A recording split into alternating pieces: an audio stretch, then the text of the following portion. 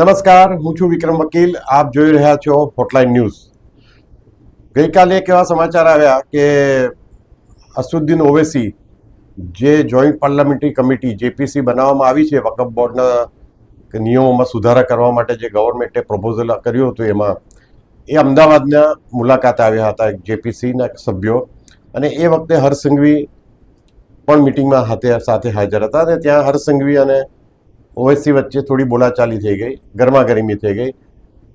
અંદરની વાત, મિટિંગની અંદરની વાત ઓન ધી રેકોર્ડ તો બહાર બંને નેતાઓમાંથી કોઈએ કહી નથી, પણ એવું ચર્ચાઈ રહ્યું છે કે હર્ષ સંઘવીએ એમ કહ્યું કે વકફ બોર્ડ ફક્ત મુસ્લિમોના હિત માટે જ વિચારે છે, દેશ હિતનું નથી વિચારતું. એની સામે ઓવૈસીએ એમ કહ્યું કે વકફ બોર્ડના જે નિયમમાં, કાયદામાં, એના નિયમોમાં ફેરફાર કરવાની વાત છે એ મુસ્લિમ વિરોધી છે. હવે વકફ બોર્ડ શું છે, એ કેટલું જરૂરી છે, મુસ્લિમોનું હિત એનાથી છે કે નહીં, એ બાબતે આજે આપણે ચર્ચા કરશું. આપણી પાસે ચર્ચામાં આપણી સાથે ભાગ લઈ રહ્યા છે કિરીટભાઈ ત્રિવેદી, જાણીતા પત્રકાર છે અને રાજકીય વિશ્લેષક છે. કિરીટભાઈ, આપણે આ વકફ બોર્ડનું જે થોડા મહિના પહેલા સરકારે નક્કી કર્યું કે ભાઈ આપણે હવે વકફ બોર્ડના જે ફેરફાર કરવો છે એના બંધારણમાં, એની બોડીમાં અને એના જે નિયમો છે એમાં એના સુધારા વધારા કરવા જોઈએ, ત્યારે એનો ઘણો વિરોધ થયો.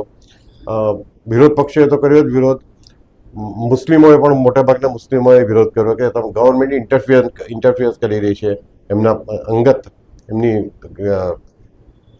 એમના પોતાના મુસ્લિમના બંધારણ જે બન્યું છે ત્યારથી જે ચાલી આવે છે વકફ બોર્ડ એની અંદર. અને એ વિવાદ હવે થયા પછી ગવર્મેન્ટે જોઈન્ટ પાર્લામેન્ટરી કમિટી બનાવી. હવે જેપીસી નક્કી કરશે કે શું કરવું. સૌથી પહેલા તો વકફ બોર્ડ શું છે એ સમજી લેવું બહુ મહત્વનું છે વિક્રમભાઈ. આઝાદી પહેલા 1923માં શિયા મુસ્લિમ અને સુન્ની મુસ્લિમ એ બંને ના આગેવાનો અંગ્રેજો પાસે ગયા અને એમણે કીધું કે અમારા અમુક જે પ્રોપર્ટી મિલકતો જે છે એ ખરેખર અમારી ટ્રસ્ટ કે અમારા જે મંડળો છે એના તાબા હેઠળ લાવવી જોઈએ. કુરાનમાં પણ વકફનો ઉલ્લેખ છે. વકફ એટલે ખરેખર તો કોઈ મુસ્લિમ જ્યારે ઉંમરલાયક થાય અથવા તો મૃત્યુ પામે ત્યારે આપણે જે રીતે વિલ કરીએ છીએ એ રીતે એ લોકો સમાજ માટે 10%, 5%, 50%, 100% પોતાની મિલકતો આપે છે. અને એ વકફ શબ્દ એકચ્યુઅલ કુરાનનો શબ્દ છે. એટલે 1923માં અંગ્રેજોની પાસે જ્યારે આ શિયા અને સુન્ની મુસ્લિમો ગયા ત્યારે એમણે એમને કીધું કે કંઈ વાંધો નહીં, તમે તમારી રીતે કાર્ય કરો અને સરકારી રાહે જ્યાં મદદની જરૂર હશે ત્યાં ગવર્મેન્ટ તમને મદદ કરશે. 1947માં પરિસ્થિતિ એવી થઈ, પાર્ટીશન વખતે જ્યારે ભાગલા પડ્યા, હિન્દુસ્તાન પાકિસ્તાનના જ્યારે ભાગલા પડ્યા, આપણામાંથી એ લોકો છૂટા પડ્યા અને એક બાજુ બાંગ્લાદેશ તરફ હતું, એક બાજુ પાકિસ્તાન બન્યું, એક બાજુ બાંગ્લાદેશ જે અત્યારનું છે પૂર્વ અને પશ્ચિમ પાકિસ્તાન ત્યારે કહેતા હતા. તો હજારો લોકો અહીંયાથી પાકિસ્તાનમાં ગયા, ત્યાંથી હજારો લોકો, લાખો લોકો આ બાજુ આવ્યા, લાખો લોકો ત્યાં ગયા. તો ત્યારે એમની જે પ્રોપર્ટી હતી એ 1947માં પુનર્વસન માટે ગવર્મેન્ટે એક પ્રોજેક્ટ બનાવ્યો અને એમાં પુનર્વસન માટે એટલે ત્યાંથી આવતા હિન્દુઓ કે મુસ્લિમો જે કોઈ હોય એમને રાહત દરે અહીંયાની જે લોકો અહીંયાથી પોતાની જમીન મિલકતો છોડીને ગયા છે એને અમુક ટોકન ઉપર, લીઝ ઉપર કે એ રીતે આપવી એવું નક્કી કર્યું હતું. થોડી મિલકતો આપી, ઘણી બધી એવી મિલકતો હતી કે જે આ વકફ બોર્ડ જે ત્યારે એ રીતે કાર્ય કરતા હતા, એ લોકો જિલ્લા પ્રમાણે, તાલુકા પ્રમાણે એ રીતે કાર્ય કરતા હતા, એ લોકોના હાથમાં રહ્યું.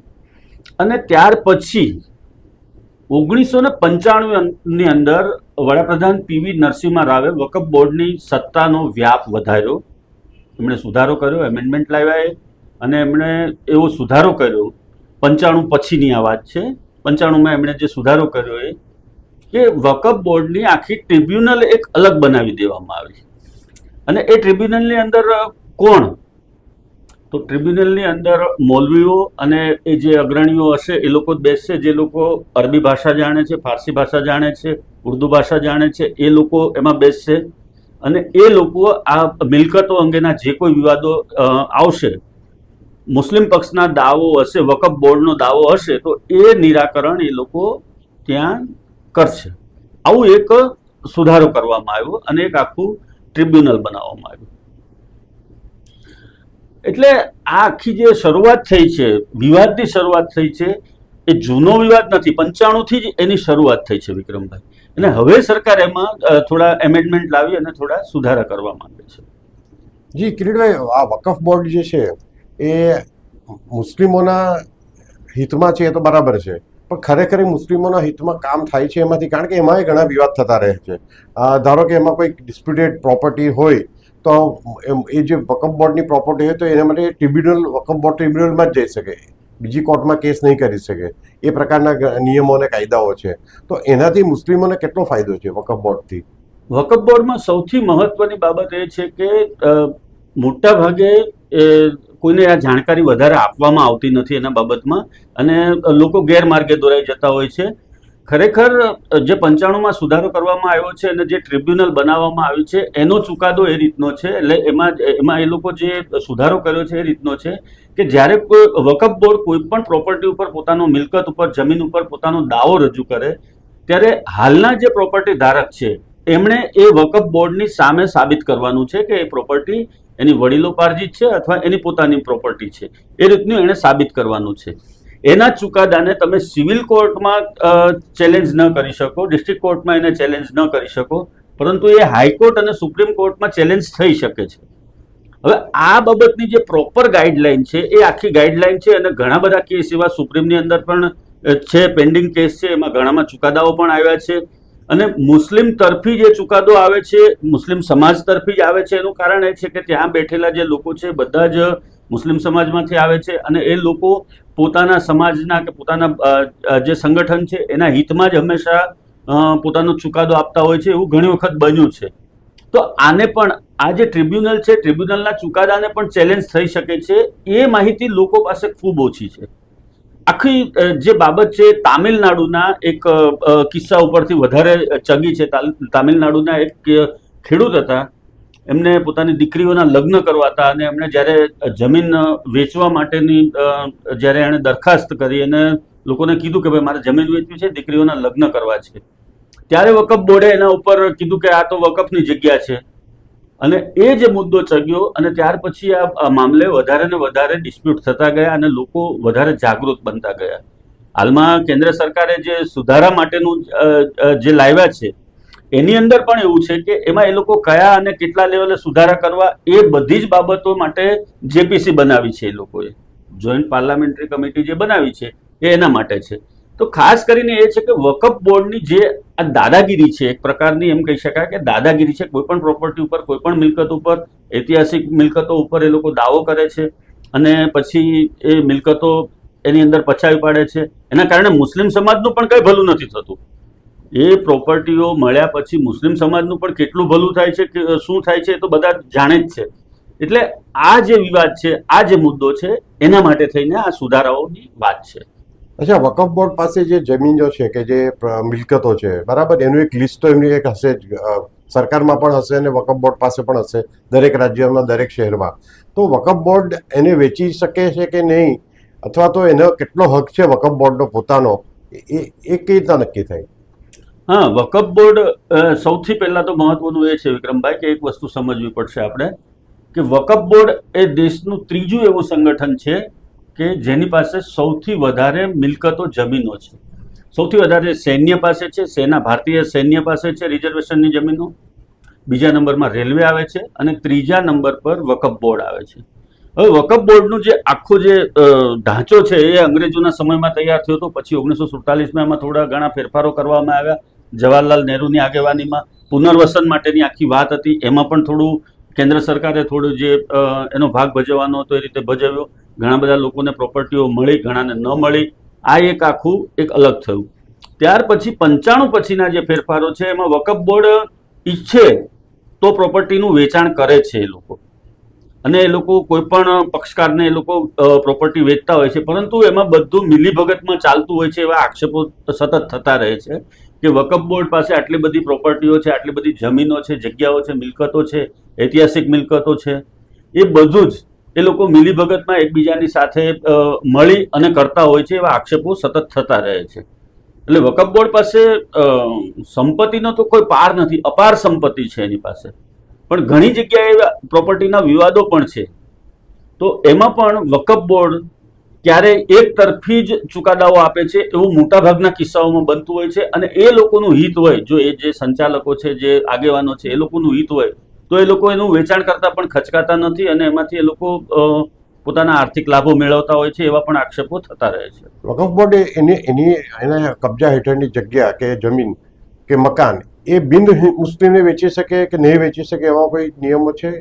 જે ગમે ત્યારે એ લોકો એમની મરજી પ્રમાણે વેચી શકે છે એવું એક છે એમાં એમેન્ડમેન્ટ. જે 47 પછીનું જે છે ને, 47 પછી ઘણા હિન્દુઓ જે પાકિસ્તાનમાંથી આવ્યા એમને પણ સરકારે વસાહતો બનાવી આપી હતી, એ પણ ઘણી મુસ્લિમોની જગ્યાઓ હતી અને એમાં ટોકન ચાર્જ લઈ અને 99 વર્ષના લીજ હોય અથવા તો વેચાણથી આપી હોય એવું પણ બન્યું છે. એમાં પણ વકફ બોર્ડે ઇન્ટરફિયર કર્યું છે ઘણી પ્રોપર્ટીઓમાં, ઘણી જગ્યાએ વિવાદ પણ ચાલી રહ્યો છે. એટલે એ લોકો કોઈ પણ પક્ષકારને વેચી શકે છે, એમાં એવું કોઈ બંધારણ નથી એનું. એ લોકો માત્ર ને માત્ર વિક્રમભાઈ પોતાનું હિત ક્યાં છે, પોતાનો આર્થિક લાભ ક્યાં છે એવું જ જોતા હોય છે. અને આ સમગ્ર વિવાદ જે છે એ લોકોને એક વસ્તુની ખાતરી થઈ ગઈ છે કે જો આ એમેન્ડમેન્ટ આવશે અને આ એમેન્ડમેન્ટ આવ્યા પછી એમનો ગરાસ ચોક્કસપણે લૂંટાઈ જવાનો છે. એમને જે લાભો મળી રહ્યા છે એના ઉપર ચોક્કસપણે બ્રેક લાગવાની છે અને એમની જે ઉપર એમની પાંખો ટૂંકમાં કાપી નાખવા માટેની આ સરકારની તૈયારી છે એવું એ લોકો માની રહ્યા છે. ખરેખર શું સુધારો કરશે, કેવી રીતે સુધારો કરશે એ તો હવે જેપીસી નક્કી કરશે અને જેપીસી એના સૂચનો કરશે, ત્યાર પછી આખું ચિત્ર ક્લિયર થશે. પણ આ સ્ટેજે સરકારે એવું કોઈ જાહેર કર્યું છે કે એમેન્ડમેન્ટ કયા એમેન્ડમેન્ટ થશે કે શું ફેરફાર થશે વકફના કાયદામાં કે નિયમોમાં? એવું કે સરકારે જાહેર કર્યું નથી લાગતું મને ખ્યાલ છે ત્યાં. ના, બિલકુલ જ કોઈ જાહેરાત નથી કરી. વકફ અત્યારે જે રીતે કામ કરે છે એ પ્રમાણે કઈ જગ્યાએ હિન્દુ પક્ષકારોને અથવા તો મુસ્લિમ પક્ષકારોને, એવું નથી કે માત્ર હિન્દુઓની જ પ્રોપર્ટી ઉપર એ લોકો પોતાનો દાવો કરે છે અને વકફ નીચે લાવી દે છે. તો એ લોકો ઘણા મુસ્લિમોની પણ એવી પ્રોપર્ટીઓ છે કે જેના ઉપર એ લોકો તરાપ મારે છે અને એ પ્રોપર્ટીઓ પોતાના પેલામાં લાવી દે છે. અને હાલના તબક્કે સરકારે માત્ર એમાં સુધારા માટેનું એક વિધાન કર્યું છે, જેપીસી બનાવી છે. જેપીસી બન્યા પછી એ લોકો અભ્યાસ કરી અને આપશે, પરંતુ આ બહુ લાંબી પ્રોસેસ છે. વકફને કંટ્રોલ કરવો અને વકફ પાસેથી જે ડિસ્પ્યુટેડ મિલકતો છે અથવા તો જે હાલના તબક્કે જે લોકોને પાસે કંટ્રોલમાં છે જે જગ્યાઓ, જમીનો, મિલકતો, એ બધું જ પરત મેળવવું એ પણ અઘરું છે અત્યારના તબક્કે તો. પણ એમાં કઈ રીતના ફેરફારો આવશે, કઈ રીતે શું થશે એ હજુ સુધી સત્તાવાર રીતે કંઈ જાહેર કરવામાં આવ્યું નથી. અને ઘણી જૂની જમીનો જે હશે કે જૂની મિલકતો હશે એના તો કંઈ પેપર્સ પણ ઘણી વખત નહીં હોય છે. ભાઈ આપણી સુરત કોર્પોરેશન એસએમસીની જે બિલ્ડિંગ છે એના પર વકફ બોર્ડે ક્લેમ કર્યો છે કે ભાઈ આ વકફ બોર્ડની જગ્યા છે. એ પણ એક થોડા વર્ષોથી વિવાદ ચાલી રહ્યો છે. એમાં એક આખો મેટર પણ લગભગ કોર્ટમાં છે. તો આ રીતે કોઈ પણ જગ્યા પર ક્લેમ કરી શકે પણ એના કોઈ પુરાવા, પ્રમાણભૂત પુરાવા હોય તો એને લીગાલિટી રહી. નહીં તો તમે કોઈ વકફ બોર્ડ કે કાલ ઉઠીને કહેશે પાર્લામેન્ટ પણ વકફ બોર્ડની જગ્યા છે, એ રીતે તો યોગ્ય નહીં થાય ને. આ જ મુદ્દો મહત્વનો છે વિક્રમભાઈ, કે જ્યારે વકફ બોર્ડ કોઈ પણ પ્રોપર્ટી ઉપર દાવો કરે છે ત્યારે સામેના જે પક્ષકાર છે એમણે ટ્રિબ્યુનલમાં, એમની જે ટ્રિબ્યુનલ છે વકફ બોર્ડની ટ્રિબ્યુનલ છે, એમાં એણે સાબિત કરવાનું છે કે આ પ્રોપર્ટી એમની છે. હવે કોર્પોરેશનનું જે મુગલસરાયનું આપણું જે બિલ્ડિંગ છે સુરતનું, તો એ મુસાફરખાનું હતું.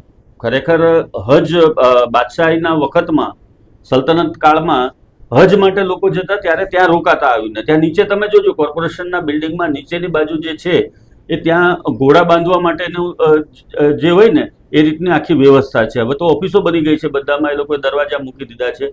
તો એ ત્યારનું સર્કિટ હાઉસ હતું. ઇન શોર્ટ ત્યારનું એ સર્કિટ હાઉસ હતું, મુસાફરખાનું હતું.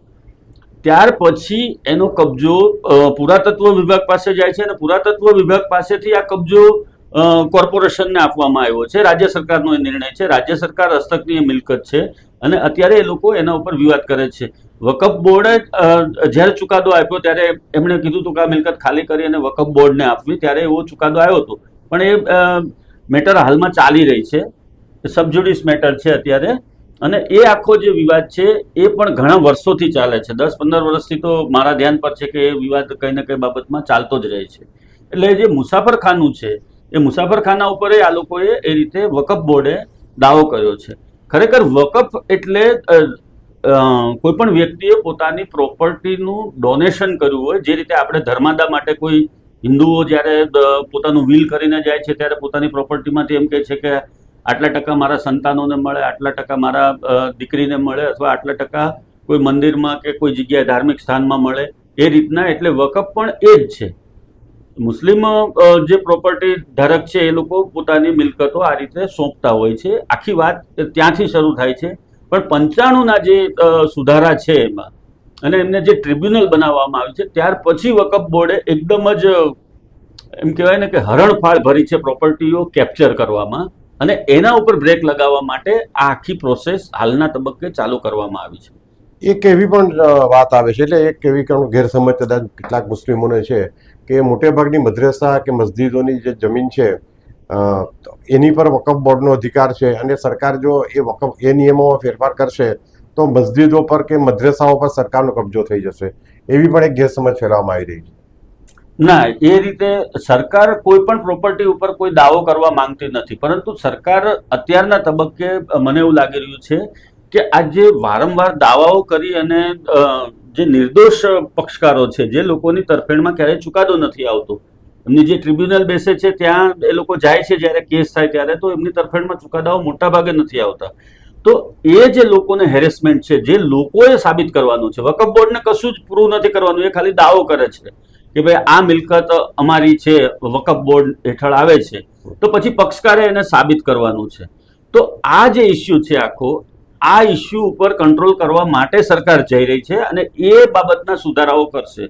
અને જેપીસી બન્યા પછી પણ એના સૂચનો ધ્યાનમાં લીધા પછી પણ એક સુપ્રીમ કોર્ટના નિવૃત્ત જજની આગેવાનીમાં કે એ રીતના કોઈ જે મોટા અધિકારીઓ છે એની આગેવાનીમાં એક આખું બોર્ડ બનાવવામાં આવશે, અને એ લોકો આ બધી જ ફાઇલો, જે વિવાદાસ્પદ ફાઇલો છે એનો અભ્યાસ કરશે અને એના ઉપર પછી એ લોકો નિર્ણય લેશે કે આમાં કઈ રીતે સુધારાઓ કરવા, કઈ રીતે. આ લાંબી પ્રોસેસ છે, એટલે ઘણો લાંબો સમય આ વિવાદ ચાલવાનો છે આવનારા દિવસોમાં. પણ સૌથી મહત્વનું એ છે કે વકફ બોર્ડની પાંખો કાપવા માટે સરકારે તૈયારી કરી લીધી છે. એ મસ્જિદો ઉપર દાવો નહીં કરે, મદ્રેસાઓ ઉપર દાવો નહીં કરે, કેમ કે એ એક ધાર્મિક સ્થળ છે અને એક શિક્ષણનું સ્થળ છે, એટલે ત્યાં એ લોકો ડિસ્ટર્બ નહીં કરે. હા, ચોક્કસ જો એ કોઈ વિવાદની જગ્યા હશે તો એમાં સરકાર કાંઈ પણ પગલાં ભરી શકે છે, પરંતુ વિવાદાસ્પદ જગ્યા ન હોય, બધું સમૂહસૂત્રું ચાલતું હોય, શાંતિથી ચાલતું હોય, તો એમાં કોઈ ડિસ્ટર્બ કરે સરકાર એવું હાલના તબક્કે લાગતું નથી. વકફ બોર્ડના જે સભ્યોની વરણી થાય છે એમાં ગવર્મેન્ટનો કોઈ ફાળો ખરો કે ગવર્મેન્ટ નક્કી કરી શકે છે કે ગવર્મેન્ટ જ નક્કી કરે છે કે કોને વકફ બોર્ડના સભ્યો કોને બનાવવા, કે ઇલેક્શન જે થાય છે? ગવર્મેન્ટ અપ્રુવલ પણ હોય છે, એમાં ગવર્મેન્ટની પણ અમુક મેમ્બર હોય છે ગવર્મેન્ટના, પણ એ લોકો મોટાભાગે જે વકફ બોર્ડના જે સભ્યો છે 100% એ મુસ્લિમ સમાજમાંથી જ આવતા હોય છે, અને એ લોકો પોતાના પાવરથી કે એકતાથી જ્યારે સત્તા ઉપર આવે છે, ટ્રિબ્યુનલમાં બેસે છે, ત્યાં પણ એ લોકો મૌલવીઓ અને એ લોકો જ હોય છે. એટલે એ લોકો પોતાની રીતે જ આખું જે ટ્રિબ્યુનલ છે એને ચલાવે છે, અને આખી ટ્રિબ્યુનલની પ્રોસેસ પણ આપણે જોઈએ તો ખૂબ આપણને દુઃખ થાય એવી વાત છે વિક્રમભાઈ, કે એ લોકો ઉર્દુમાં ચુકાદાઓ આપતા હોય છે, દલીલો પણ એની ઉર્દુઓમાં થતી હોય છે. તો સામાન્ય માણસ બિચારો ગામડાનો ખેડૂત હોય તો એ શું સમજી શકવાનો ઉર્દુ, કે જે સારી રીતે હિન્દી પણ નથી બોલી શકતો, એવા વ્યક્તિને ઉર્દુમાં શું સમજ પડવાની છે? એટલે આ જે આખી જે એક તરફી ચાલી રહ્યું છે, એક તરફી બધું જ એક તરફી ચાલે, ત્યાં ગયા પછી કોઈને ફેવરમાં ચુકાદો આવે એવું લગભગ બનતું નથી, અને એને ચેલેન્જ કરી શકાય છે હાઈકોર્ટમાં કે સુપ્રીમમાં, એવા પણ બહુ ઓછા કિસ્સાઓ છે. લોકોની સુધી એ માહિતી પહોંચતી જ નથી. 95માં જ્યારે પીવી નરસિમ્હા રાવે એ સુધારા કર્યા ત્યાર પછી એણે આ એક દરવાજો ખુલ્લો રાખેલો હતો, પરંતુ ત્યાં સુધી મોટાભાગે લોકો પહોંચી નથી શકતા અને એમની પ્રોપર્ટીઓ જતી રહી છે. જી, હવે તો જેપીસી જ્યારે નક્કી કરશે ત્યારે આપણે પિક્ચર ક્લિયર આખું થશે કે આ સરકાર આ બાબતમાં આગળ વધવા માંગે છે કે પારોઠના પગલાં લે છે. Thank you very much Kiritbhai. જી, નમસ્કાર. આવા પ્રકારના વિડીયો તમને જોવા ગમતા હોય તો હોટલાઇન ન્યૂઝ ચેનલને લાઇક, શેર અને સબસ્ક્રાઇબ કરો.